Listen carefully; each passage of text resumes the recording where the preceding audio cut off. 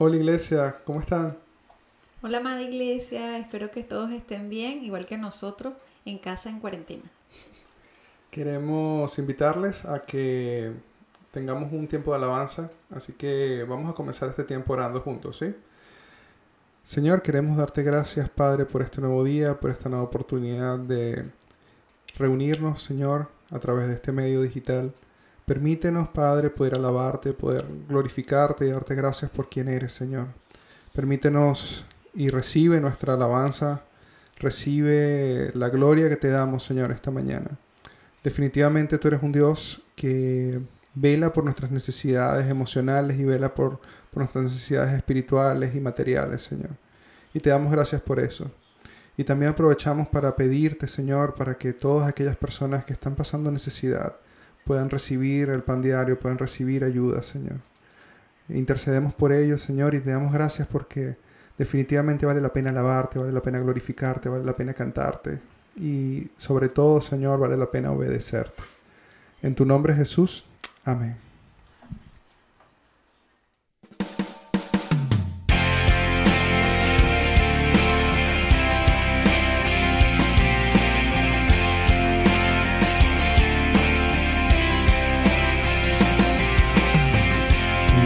Proveedor y respirar, qué asombroso en verdad, mi tesoro tú, por quien viviré, qué asombroso en verdad, eres tú más que suficiente para mí. Calmas la sed de mi vivir, me satisfaces con tu amor, lo que tengo en ti me basta, Señor.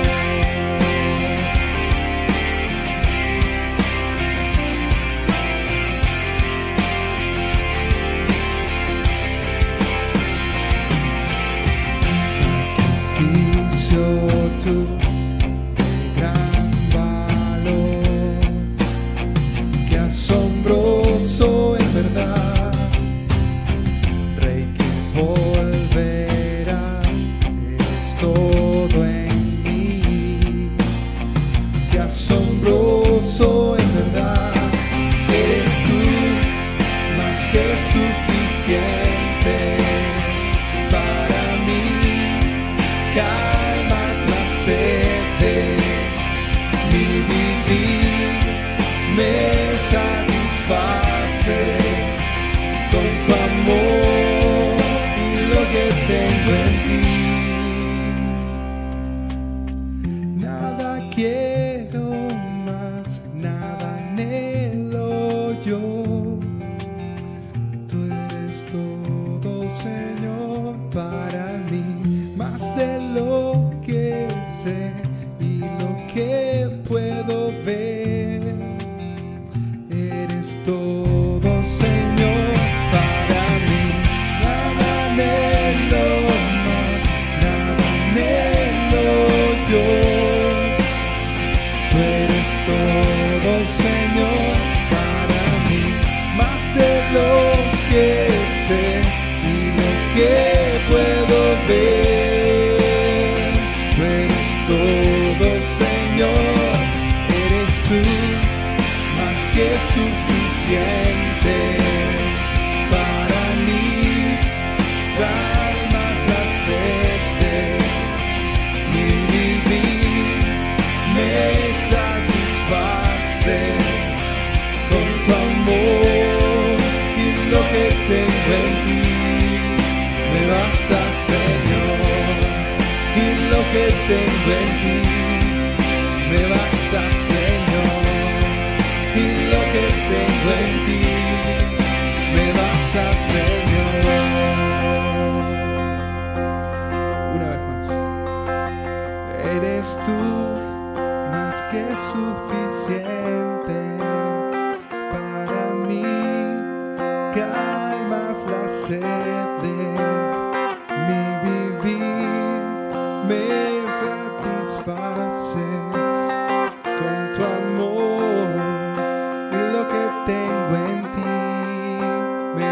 basta, Señor.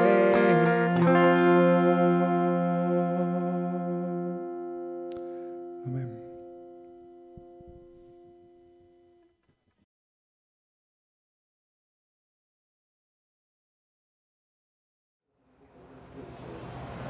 Hola, amada iglesia, ¿cómo están? Dios les bendiga. Le enviamos un cordial saludo de parte de mi familia y de mi persona.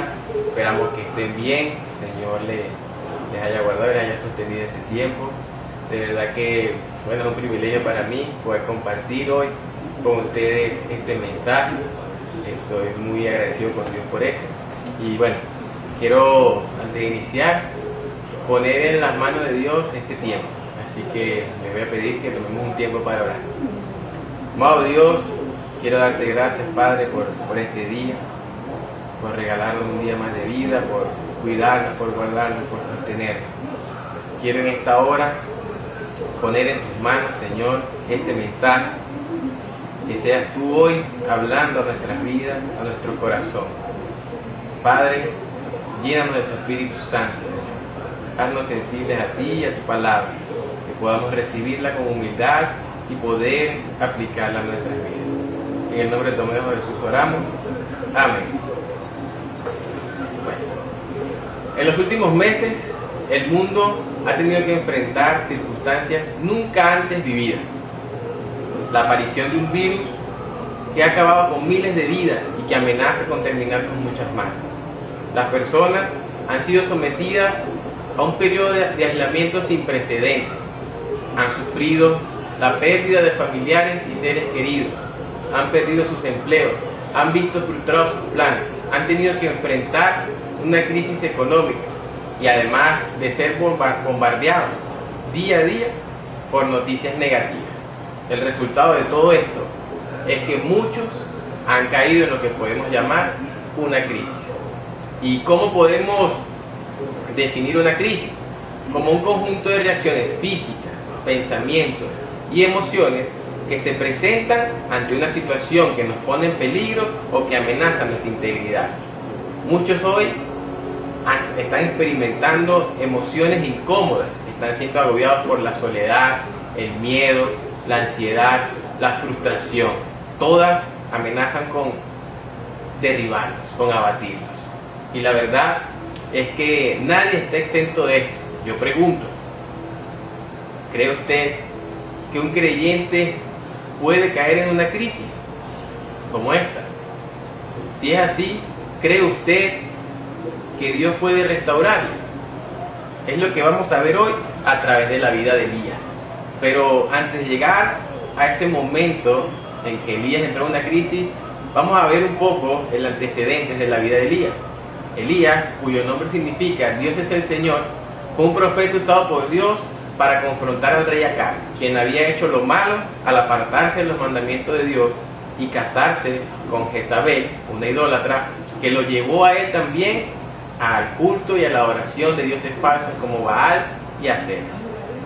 Elías también fue usado por Dios para anunciar al rey Acab una sequía sobre toda la nación de Israel que duraría más de 3 años, cuando el mismo Dios anunciara que terminaría a través de Elías.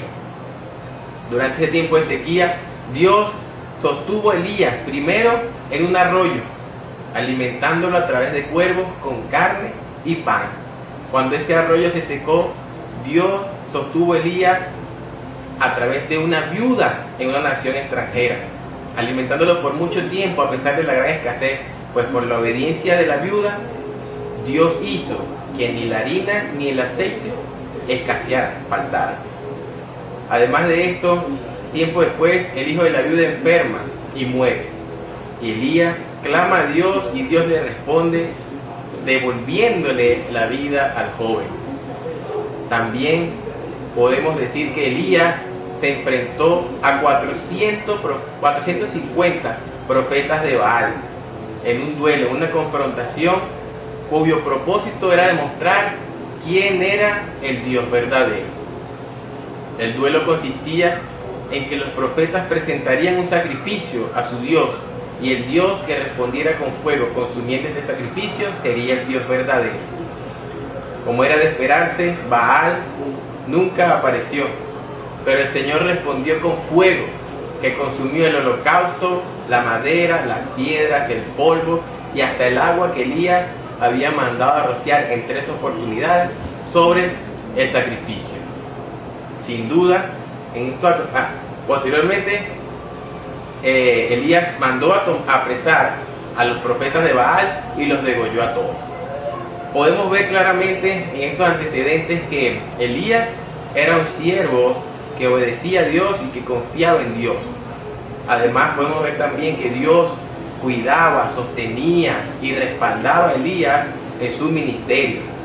Pero ahora vamos a ver cómo fue que Elías llegó a esta situación. Después de todo esto, después de este episodio que acabamos de narrar de Elías contra los 450 profetas, el rey Acab fue hasta su esposa Jezabel y le comentó todo lo que había sucedido, todo lo que había pasado hasta que Elías había matado a los 450 profetas. Lo que molestó mucho a Jezabel e hizo que ésta enviara un mensajero a Elías para anunciarle que había jurado acabar con su vida de la misma manera que él lo había hecho con los profetas. Es así como llegamos al momento de la vida de Elías que vamos a estudiar hoy, que lo vamos a encontrar en Primera de Reyes capítulo 19 versículos del 3 al 18. Dice así: Elías se asustó y huyó para ponerse a salvo. Cuando llegó a Beerseba de Judá, dejó allí a su criado y caminó todo un día por el desierto. Llegó a donde había un arbusto y se sentó a su sombra con ganas de morirse. Estoy harto, protestó. Quítame la vida, pues no soy mejor que mis antepasados. Luego se acostó debajo del arbusto y se quedó dormido. De repente un ángel le tocó y le dijo: levántate y come. Elías miró a su alrededor y vio a su cabecera un panecillo cocido sobre carbones calientes y un jarro de agua. Comió y bebió y volvió a acostarse. El ángel del Señor regresó y tocándolo le dijo: levántate y come, porque te espera un largo viaje. Elías se levantó, comió y bebió. Una vez fortalecido por aquella comida, viajó 40 días y 40 noches hasta que llegó a Horeb, el monte de Dios. Allí pasó la noche en una cueva. Más tarde, la palabra del Señor vino a él. ¿Qué haces aquí, Elías?, le preguntó. Me consume mi amor por ti, Señor Dios Todopoderoso, respondió Elías. Los israelitas han rechazado tu pacto, han derribado tus altares, y a tus profetas los han matado a filo de espada. Yo soy el único que ha quedado con vida y ahora quieren matarme a mí también. El Señor le ordenó: sal y preséntate ante mí en la montaña, porque estoy a punto de pasar por allí. Como heraldo del Señor vino un viento recio, tan violento que partió las montañas e hizo añicos las rocas, pero el Señor no estaba en el viento. Después del viento hubo un terremoto, pero el Señor tampoco estaba en el terremoto. Tras el terremoto vino un fuego, pero el Señor tampoco estaba en el fuego. Y después del fuego vino un suave murmullo. Cuando Elías oyó, se cubrió el rostro con el manto y saliendo se puso a la entrada de la cueva. Entonces oyó una voz que le dijo: ¿qué haces aquí, Elías? Él respondió: me consume mi amor por ti, Señor Dios Todopoderoso. Los israelitas han rechazado tu pacto, han derribado tus altares y a tus profetas los han matado a filo de espada. Yo soy el único que ha quedado con vida y ahora quieren matarme a mí también. El Señor le dijo: regresa por el mismo camino y ve al desierto de Damasco. Cuando llegues allá, unge a Hazael como rey de Siria y a Jehú, hijo de Nisí, como rey de Israel. Unge también a Eliseo, hijo de Safat, de Abel Meholá, para que te suceda como profeta. Jehú dará muerte a cualquiera que escape de la espada de Hazael, y Eliseo dará muerte a cualquiera que escape de la espada de Jehú. Sin embargo, yo preservaré a 7,000 israelitas que no se han arrodillado ante Baal ni lo han besado. Como acabamos de leer, podemos ver que Elías cayó en la crisis, ¿no? Y ahora vamos a desglosar este pasaje para poder ver por qué Elías cayó en la crisis y cómo Dios lo restauró. Entonces, esta primera parte la vamos a denominar por qué Elías cayó en la crisis. Y vamos a irnos a los versículos 3 y 4 del capítulo 19 que acabamos de leer para poder tomarlo como guía para los puntos que vamos a desglosar. Entonces dice, Elías se asustó y huyó para ponerse a salvo cuando llegó a Berseba de Judá. Dejó allí a su criado y caminó todo un día por el desierto. Llegó a donde había un arbusto y se sentó a su sombra con ganas de morirse.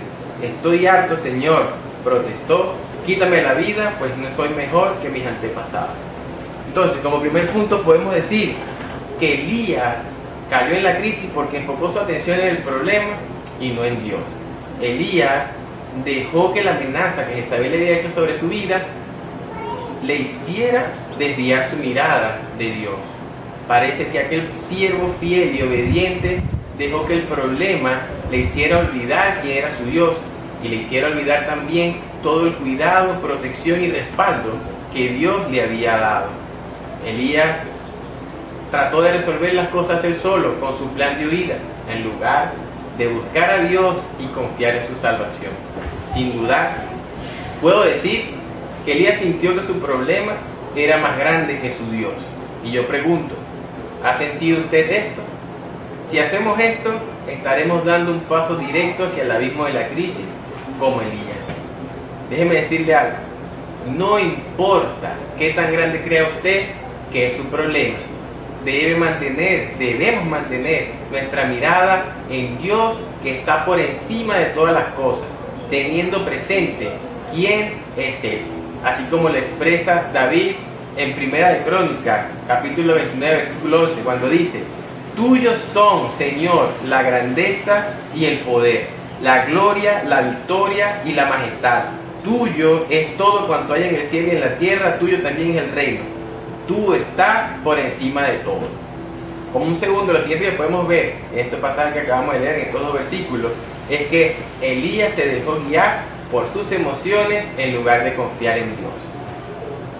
Elías se dejó guiar por sus emociones, lo cual sin duda es un error, pues sabemos que las Escrituras nos advierte que nada hay más engañoso que el corazón. Es decir, que nuestras emociones, aunque no son malas, no son una guía confiable, y si dejamos que nos controlen y nos dirijan, terminaremos en un callejón sin salida, como le pasó a Elías, ¿verdad? Que el miedo le llevó de camino al desierto hasta un arbusto donde simplemente deseó morir.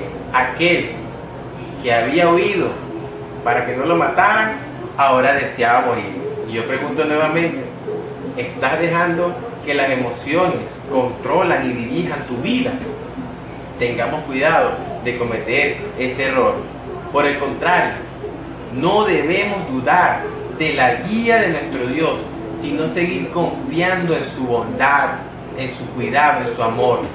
Pues aún cuando Él nos conduzca por caminos difíciles y permita en nuestras vidas cosas que no nos agradan, podemos refugiarnos en Él y en su protección, así como lo expresó el profeta Nahum en el capítulo 1, versículo 7 del libro de Nahum, cuando dice, bueno es el Señor, es refugio en el día de la angustia y protector de los que en Él confían.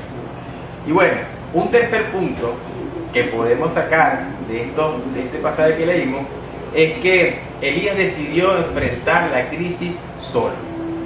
Elías decidió dejar a su criado en Berseba y continuar su camino solo. Enfrentar una crisis solo es muy difícil. Elías había dejado a un lado a Dios ya, y ahora también a su compañero. Dios no desea que seamos unos lobos solitarios. Por eso, cuando nos creó, inclusive cuando creó al hombre, dijo que no era bueno que éste estuviera solo, y le dio una compañera.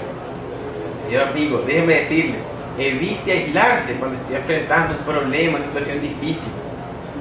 Es más fácil llevar las cargas con otra persona al lado y así evitar caer en una crisis.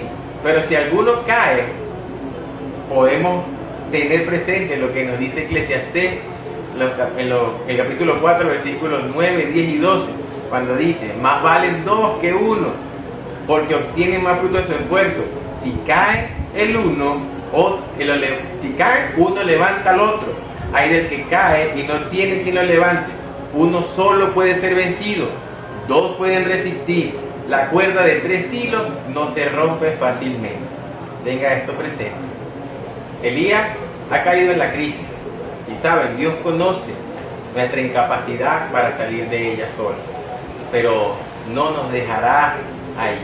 Así que ahora, en esta segunda parte, vamos a ver cómo Dios restaura a Elías. Cómo Dios restaura a Elías. En un primer punto, podemos ver que Dios renueva la fuerza de Elías. Para ello vamos a tomar como base el 1 de Reyes capítulo 19, en los versículos de 5 al 8, cuando dice: luego se acostó debajo del arbusto y se quedó dormido. De repente un ángel lo tocó y le dijo: levántate y come. Elías miró a su alrededor y vio a su cabecera un panecillo cocido sobre carbones calientes y un jarro de agua. Comió y bebió y volvió a acostarse. El ángel del Señor regresó y tocándolo le dijo: levántate y come, porque te espera un largo viaje. Elías se levantó y comió y bebió. Una vez fortalecido por aquella comida, viajó 40 días y 40 noches hasta que llegó a Horeb, el monte de Dios. Déjeme decirte, Dios conoce nuestras necesidades. Sabe cuando nos faltan las fuerzas para continuar. Ante el cansancio y la debilidad de Elías, Dios actúa. Dice la palabra que Él fortalece al cansado y acrecienta las fuerzas del débil. El ángel enviado por Dios proveyó en 2 oportunidades comida y bebida para Elías, además de una siesta intermedia incluida. El resultado de esta comida celestial fue la recuperación total de las fuerzas de Elías, hasta el punto de que pudo caminar durante 40 días y 40 noches hasta el monte Horeb. El alimento y el descanso físico son importantes y necesarios, pero más lo es, sin duda alguna, alimentarnos con la palabra de Dios y poder descansar en Él. Yo te pregunto, ¿cómo te estás alimentando espiritualmente? La anemia espiritual te debilita y no vas a poder resistir la prueba, el problema, la dificultad. Pero una vianda, una buena vianda, cargada con la verdad de Dios y las promesas de su palabra, te permitirán resistir con fuerza. ¿Ok? Entonces, ahora, como un segundo punto, podemos ver que Dios guía a Elías hacia Él para un encuentro personal. Los versículos base, seguimos en 1 de Reyes capítulo 19 y vamos del 9 al 14. Dice que allí pasó la noche en una cueva. El Señor se le aparece a Elías más tarde.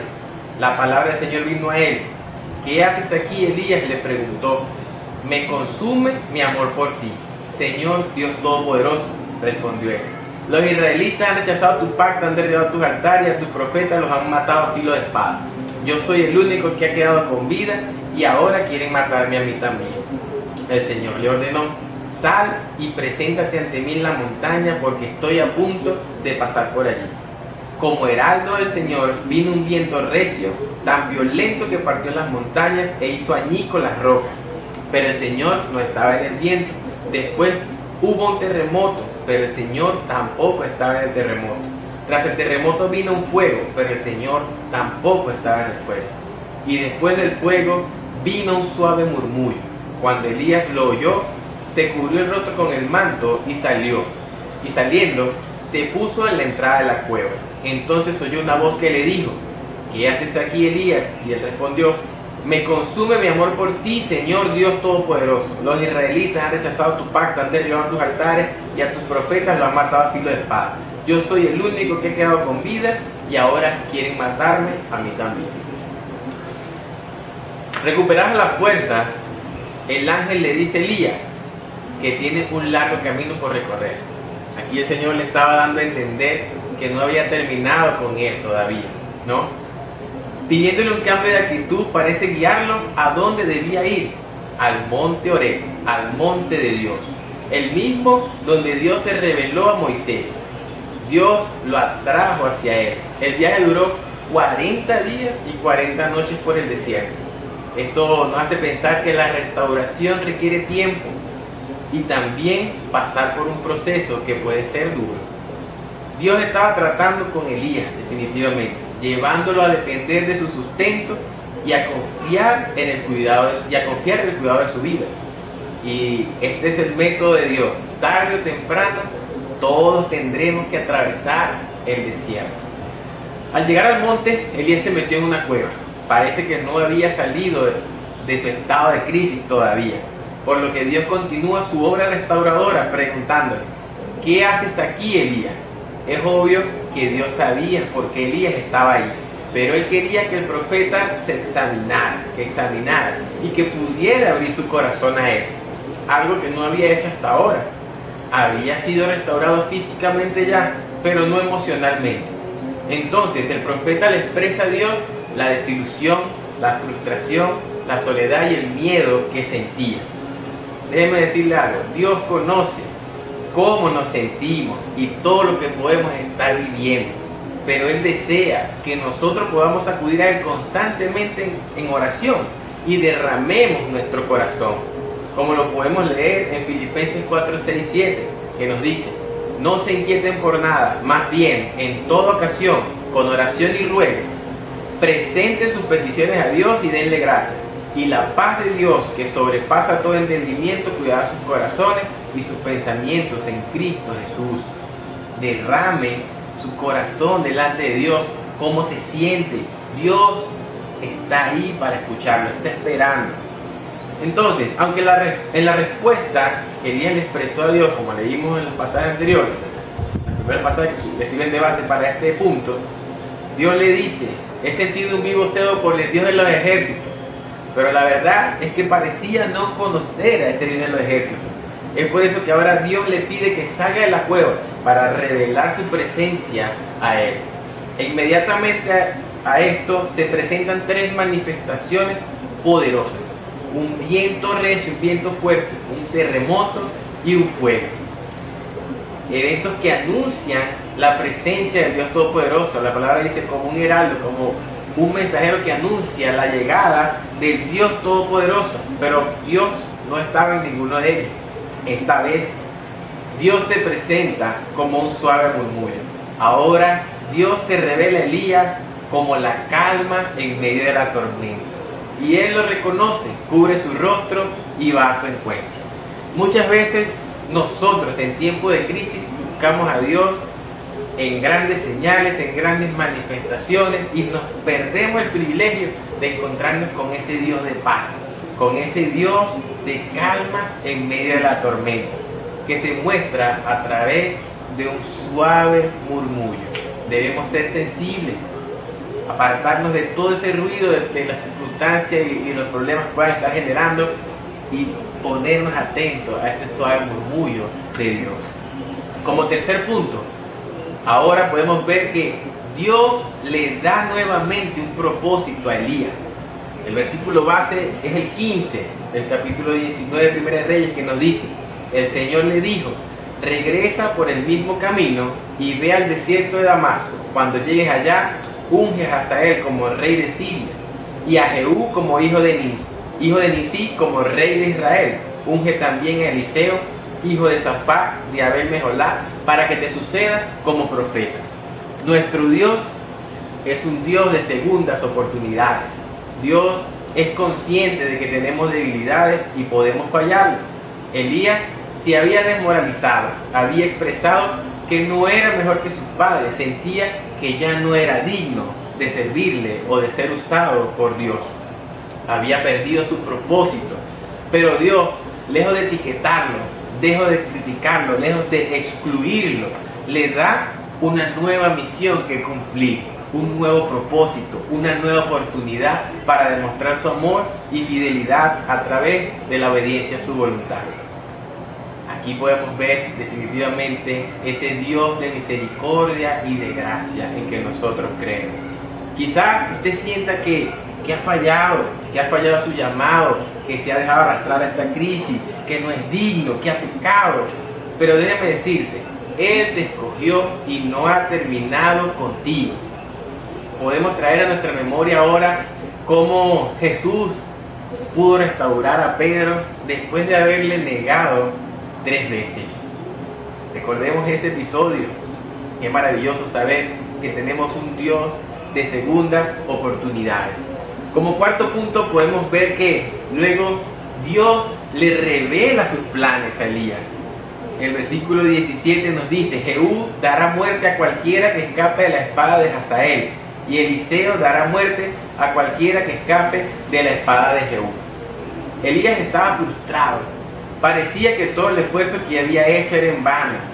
El pueblo no se había apartado de su maldad, lo estaban persiguiendo para matar, habían matado a los profetas, habían tumbado los altares de Dios, ¿verdad? Pero déjeme decirle algo. Nuestra percepción y comprensión de las cosas muchas veces es limitada. Mientras que nuestro Dios conoce el panorama completo de todo lo que está sucediendo, y mientras que el ser humano puede tener una visión máxima de 180 grados, la de Dios es de 360 grados. Elías no entendía cómo los discípulos no entendían por qué Jesús debía morir. Pero Dios le revela que sus propósitos son firmes y se van a cumplir. No hay nada que los impida. En Salmos 33:11 podemos leer: pero los planes del Señor quedan firmes para siempre. Los designios de su mente son eternos. La fidelidad y el servicio de Elías no fueron en vano, no han sido en vano. Dios al final tendrá la victoria sobre el mal. ¿Cuánto nos reconforta eso? Lo que tú hagas por Dios no es en vano. Dios tendrá la victoria, nada lo va a impedir. Quizás usted no entienda hoy muchas cosas que están pasando en el mundo o en su vida, pero déjeme compartirle lo que Dios dice en Jeremías 29. Porque yo sé muy bien los planes que tengo para ustedes, afirma el Señor, planes de bienestar y no de calamidad, a fin de darles un futuro y una esperanza. Estos planes ya nos han sido revelados en su palabra. ¿Cuánta paz puede darnos esta verdad? Además, hay una cosa muy interesante que resaltar todo esto.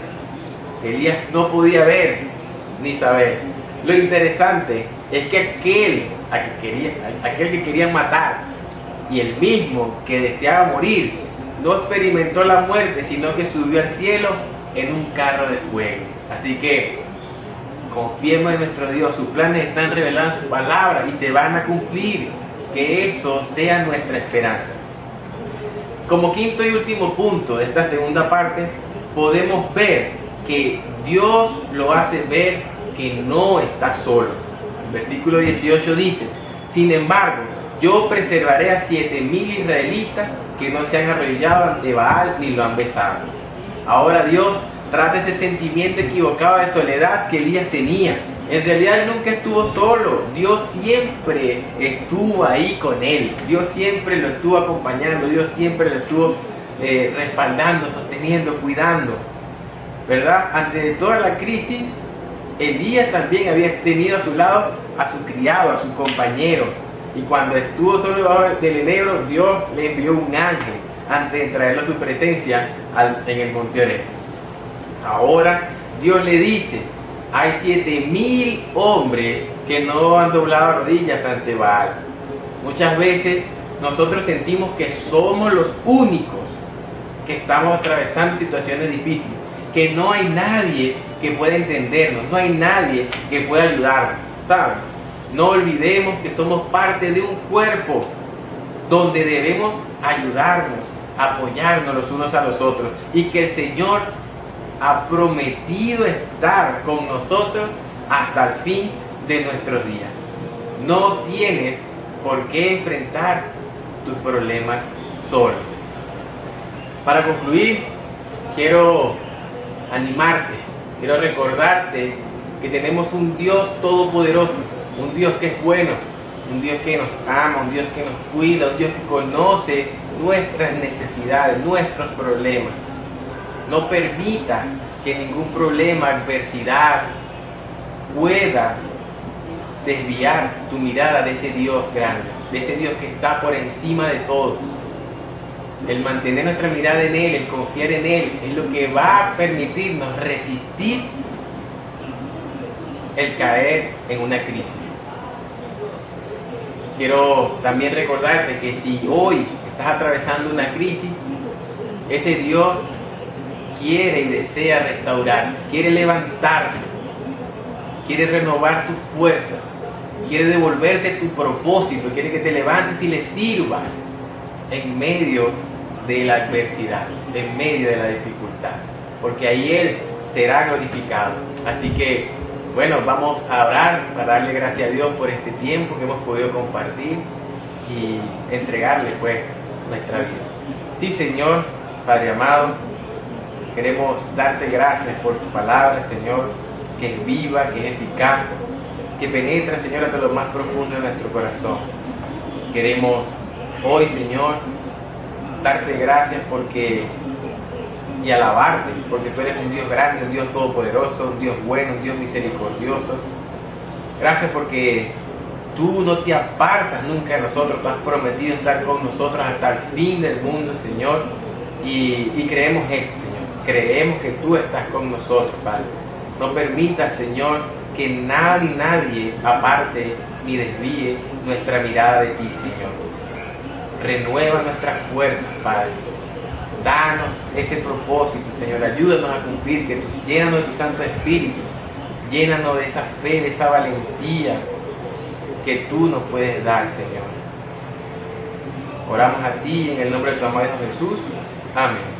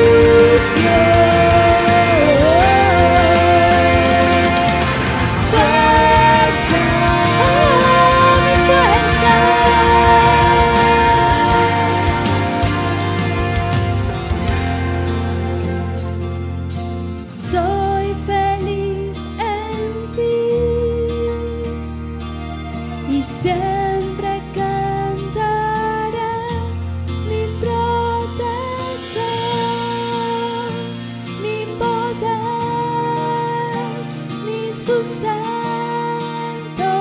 mi libertador, mi refugio, torre fuerte y mi ayuda en tiempos de mi protector, mi poder, mi sustento, mi libertador, mi refugio, torre fuerte y mi ayuda en tiempos de necesidad.